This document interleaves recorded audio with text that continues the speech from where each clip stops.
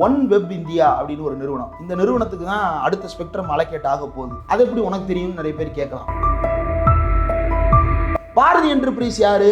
அவர் வேறு யாரும் இல்லமில்லாது 2G வழக்கில் யாரை எதிர்த்து இவர்கள் எல்லாம் போராடினார்களோ அவர்களே தான். ஏர்டெல் தான் பாரதி என்டர்பிரைஸ், பாரதி என்டர்பிரைஸ் தான் ஏர்டெல். நவம்பர் 16ஆம் தேதி பிஜேபிக்கு கிட்டத்தட்ட ஒரு 100 கோடி மதிப்பிலான பாண்டு வந்து சேருது. பாண்ட் அதுக்கு முன்னாடி 15 நாளைக்கு முன்னாடி வாங்கினது யாரு அப்படின்னா பாரதி ஏர்டெல் மற்றும் பாரதி டெலிகாம் சர்வீசஸ். நாட்டையே அடமான வச்சுட்டான் ஸ்பெக்ட்ரத்துல. இவனுங்க தான் ஊழல் ஒழிப்பு போராளிகள். இந்த ஊழல் ஒழிப்பு போராளிகளுடைய சொத்து மதிப்பு என்னன்றது இன்னைக்கு எவனா எடுத்து பார்த்தோமா? இவர்கள் பேசுகிறார்கள் 2G பத்தி.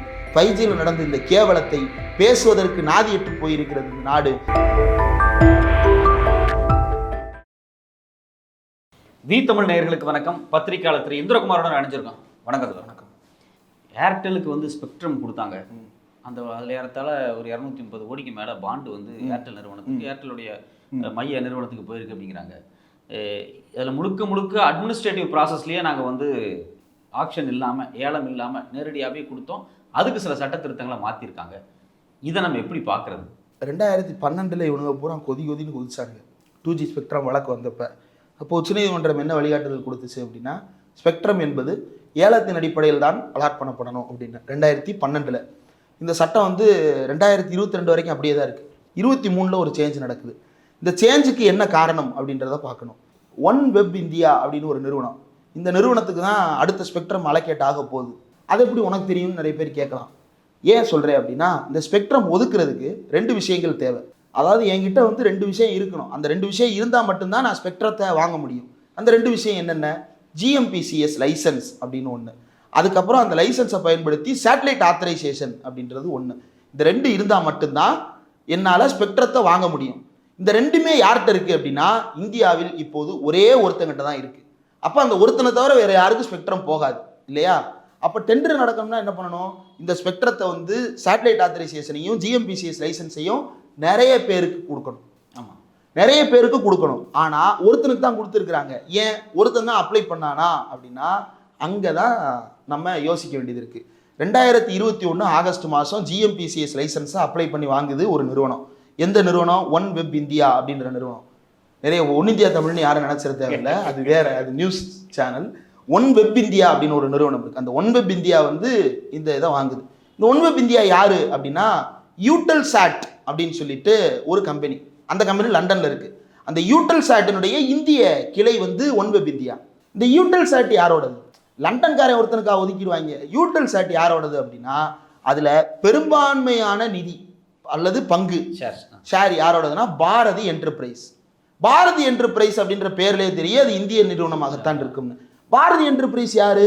அவர் வேறு யாரும் இல்லமில்லாது 2G வழக்கில் யாரை எதிர்த்து இவர்கள் எல்லாம் போராடினார்களோ அவர்களே தான். ஏர்டெல் தான் பாரதி என்டர்பிரைஸ், பாரதி என்டர்பிரைஸ் தான் ஏர்டெல்.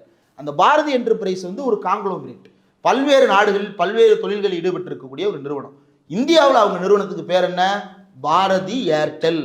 இப்போ பாரதி ஏர்டெல்னுடைய தாயமைப்பு பாரதி என்டர்பிரைஸ்.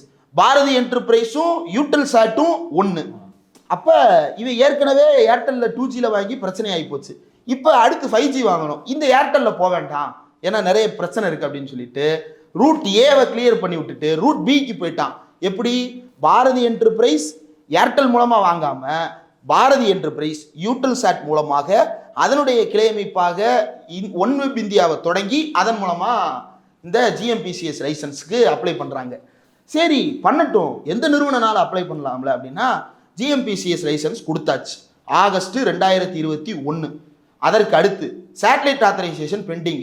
இந்த சேட்டலைட் ஆத்தரைசேஷனை கொடுத்தாச்சு அப்படின்னா இவங்க தான் only competitor to get the spectrum allocation for the next few years அப்படின்ற நிலை வந்துவிடும். இந்த 2021க்கும் 2023 சட்டம் மாறிச்சுன்னு சொன்னேன்ல, இதுக்கும் இடையில ஒரு பல விஷயங்கள் நடந்திருக்கிறது. அதை தெளிவாக பார்க்கறதுக்கு முன்னாடி 21 நவம்பர் 2023 இந்த ஒன் வெப் இந்தியா அப்படின்ற நிறுவனத்துக்கு ஒரு அலோகேஷன் கிடைக்குது. என்ன அப்படின்னா, சேட்டலைட் ஆத்தரைசேஷன் நீங்கள் வச்சுக்கலாம் அப்படின்னு. அப்போ ஸ்பெக்ட்ரத்துக்கு அப்ளை பண்ண எனக்கு 2 விஷயம் தேவை. ஒன்று GMPCS லைசன்ஸ், அது 2021 வாங்கியாச்சு. ரெண்டாவது சேட்டலைட் ஆத்தரைசேஷன், அது 2023 வாங்கியாச்சு. இதுக்கு இடையில என்ன நடந்திருக்கு அப்படின்னா, நவம்பர் 21 அலோகேஷன், நவம்பர் 16 பிஜேபிக்கு கிட்டத்தட்ட ஒரு 100 கோடி மதிப்பிலான பாண்டு வந்து சேருது. பாண்டு அதுக்கு முன்னாடி 15 நாளைக்கு முன்னாடி வாங்கினது யாரு அப்படின்னா, நவம்பர் 1-2 தேதிகளில் வாங்கினது யாரு அப்படின்னா, பாரதி ஏர்டெல் மற்றும் பாரதி டெலிகாம் சர்வீசஸ். வேறு யாரும் அல்ல. யாருக்கு இவன் 2G அலாட் பண்ணிட்டு ஸ்பெக்ட்ரம் அலாட் பண்ணுறதுக்கு லைசன்ஸ் கொடுக்குறானோ அவன்கிட்ட இருந்து 10 நாளைக்கு முன்னாடி அடித்து பிடுங்கியிருக்கான். வாங்கின காசுக்கு நியாயமாக அதே மாதத்தில் அவனுக்கு சேட்டலைட் ஆத்தரைசேஷனையும் ஓப்பன் பண்ணியிருக்கான். இவங்க என்ன சொன்னாங்க, 2Gல நடந்தது என்ன, ஃபர்ஸ்ட் கம் ஃபர்ஸ்ட் சர்வ். அது கேபினட் டெசிஷன், கொள்கை முடிவு இல்லையா? கொள்கை முடிவு எடுத்து ஃபர்ஸ்ட் கம் ஃபர்ஸ்ட் சர்வ் அடிப்படையில் கொடுத்தாங்க. அவனாவது தெளிவாக சொன்னால் ஃபர்ஸ்ட் கம் ஃபர்ஸ்ட் சர்வ், 10 பேர் வரலாம், அதில் வர்றவங்களுக்கு நான் முன்னுரிமை கொடுக்குறேன் அப்படின்னு சொல்கிறான்.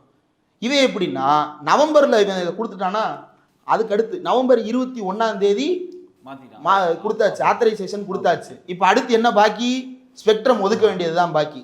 ஆனால் ஸ்பெக்ட்ரம் ஒதுக்குறதுல ஒரு சிக்கல் இருக்கு. என்ன சிக்கல்? நீதிமன்றம் சொல்லியிருக்கு ஏலம் நடத்தணும் அப்படின்னு இல்லையா? ஏலம் நடத்த முடியாது. ஏலம் நடத்தினா என்ன பண்ணணும், கோரம் வேணும். 10 பேராவது ஏலம் அப்ளை பண்ணணும், அப்போதானே அது ஏலம்னு கன்சிடர் பண்ண முடியும். ஒருத்தன் எடுக்கிறதுனா அதுக்கு பேர் ஏலம் இல்லை, கூவுறது. தெருவில் நின்று நான் எடுத்துக்கிறேன்னு கூவிட்டு போகிறது. அந்த மாதிரி நடத்த முடியாதுன்றதுனால இவங்க டிசம்பர் 2023 ஒரு சட்ட திருத்தம், சேட்டலைட் அலோகேஷன் அப்படின்றத அட்மினிஸ்ட்ரேட்டிவ் ஆர்டரில் கொடுத்துடலாம். அட்மினிஸ்ட்ரேட்டிவ் ஆர்டர்னா என்னன்னா, டெண்டர் நடத்த தேவையில்லை, யாரும் ஃபர்ஸ்ட் கம் முதலில் வர வேண்டிய அவசியம் இல்லை, நான் யாருக்கு கொடுக்க நினைக்கிறேனோ அவர்களுக்கு கொடுத்து விடலாம். குறைஞ்சபட்ச ஜனநாயகம் கிடையாது, தேவையே இல்லை. நான் யாரை நினைக்கிறேனோ அவன் தான் முதலாளி, நான் யாரை நினைக்கிறேனோ அவனுக்கு தான் கொடுப்பேன், யாரை நினைக்கிறேனோ அவன்கிட்ட காசு வாங்கிக்கிடுவேன் அப்படின்றதெல்லாம் எவ்வளவு அப்பட்டமான ஜனநாயக படுகொலை. இவனுக்கு பேசலாமா 2Gன்ற வார்த்தையை, இவனுக்கு பேசலாமா ஆராசாவை பற்றி, இவனுங்களை பேசலாமா மன்மோகன் சிங்கை பற்றி? இப்படி கேவலத்தை நடத்தி கொண்டிருக்கிறார்கள். வெறும் 230 கோடி நாட்டையே அடமானம் வச்சிட்டான் ஸ்பெக்ட்ரத்தில். இவங்க என்ன சொன்னாங்க, 1,76,000 கோடி அப்படின்னாங்க 2Gக்கு. அது எப்போ, 2011. இப்போ எத்தனை வருஷம் ஆச்சு? 20 வருஷம் ஆச்சு. 3 மடங்கு வச்சுக்கோங்க. இது வந்து 2Gலேருந்து 5G வந்துருச்சு, கடையில் வந்து 12 வருஷம் ஆச்சு. 3 மடங்கு அப்படியே வச்சுக்கோங்க, எவ்வளோ ஆச்சு? குறைஞ்சபட்சம் ஒரு 8 லட்சம் கோடி. 8 லட்சம் கோடி இந்திய நாட்டுக்கு இழப்பை ஏற்படுத்தியவர்கள் இவர்கள் அப்படின்னு யார் பேசியிருக்கணும்? ஊழல் ஒழிப்பு போராளிகள் பேசினானுங்களா? இல்லை. அந்த ஊழல் ஒழிப்பு போராளிகள்லாம் இன்னைக்கு என்னவா இருக்கிறாங்க? ஒருத்தன் என்னடானா, அவன் ஏற்கனவே பெரிய பண்ணையாரு, அவன் ஊழல் ஒழிக்கிறேன்ற பேரில் ஊர் சுற்றிக்கிட்டு இருந்தான் வெள்ளக்கவனை போட்டுக்கிட்டு. இப்போ அந்த ஆளை தட்டி எழுப்பி டயலாக் கொடுத்து பேச வச்சுருக்கிறாங்க. இன்னொருத்தர், அந்த ஆள் பேரை கூட நான் சொல்ல விரும்பலை, ஏன்னா அந்த பேரில் ஒரு மாபெரும் தலைவரை நாம் வைத்திருக்கிறோம். அதனால் அந்த ஆளெல்லாம் பேர் சொல்லியே கூப்பிடக்கூடாது, அவ்வளவு கேவலமான ஆள். கூட ஒருத்தன் இருந்தான், அரை நிர்வாண கோலத்தில் ஒருத்தன் தெரிஞ்சான். அவன் என்ன பண்ணுறான், இந்தியா முழுக்க லேகியம் வித்துட்டு இருக்கான். செல் கம்பெனிலேருந்து பணம் எடுத்து இந்தியா முழுக்க போலி லேகியம் வித்துட்டு திரிகிறான். நம்ம சிவராஜ் சித்த வித்தியசாலையவே போட்டு சாத்துன்னு சாத்திக்கிட்டு இருக்கோம். இவன் வந்து அகில இந்திய சிவராஜ் சித்த வித்தியசாலை இந்தியா முழுக்க வந்து சாணியை வந்து லேகியமாக்கி விற்கிற வேலையை பார்த்துட்டு இருக்கிறான். இவனுங்க தான் ஊழல் ஒழிப்பு போராளிகள். இந்த ஊழல் ஒழிப்பு போராளிகளுடைய சொத்து மதிப்பு என்னன்றது இன்னைக்கு எவனால் எடுத்து பார்த்தோமா? அவ்வளவு கோடிகளின் சொத்து குவித்து வைத்திருக்கிறார்கள். இவனுக்கு பேரில் வந்து பல பாபா ராம்தேவ்லாம் வந்து நித்யானந்தா நமக்கு தெரியும், இவனும் ஏதோ ஐலாண்டெல்லாம் கூட சொந்தமாக வாங்குற அளவுக்கு வேலை பார்த்து வச்சிருக்கிறாங்க. இவ்வளவு வேலைகள் நடைபெற்று இருக்கிறது. இவர்கள் பேசுகிறார்கள் 2Gயை பற்றி. 5Gயில் நடந்த இந்த கேவலத்தை பேசுவதற்கு நாதியற்று போயிருக்கிறது இந்த நாடு. இதை காங்கிரஸ் பேசிடக்கூடாதுன்றதுக்காக காங்கிரஸை முடக்க பார்க்குறான். காங்கிரஸ் பேச தேவையே இல்லை, நான் பேசுவேன், மக்கள் பேசுவான். அந்த மக்களை நீ எப்படி முடக்கிறன்றதை பார்ப்போம். அந்த அளவுக்கு உன்னை போக விட மாட்டேன்னு இன்னைக்கு உலக நாடுகள் வந்து வரிசையாக கண்டனம் தெரிவிக்கிறான் இல்லையா? அதுக்கு நீ பயந்து தான் தீரணும், இல்லைனா உன்னால் ஆட்சி நடத்த முடியாது. எப்படி நடத்துகிற, மறுபடியும் நீ ஜெயிச்சு வந்து நீ என்ன செய்ய போற அப்படின்றத பார்ப்போம்.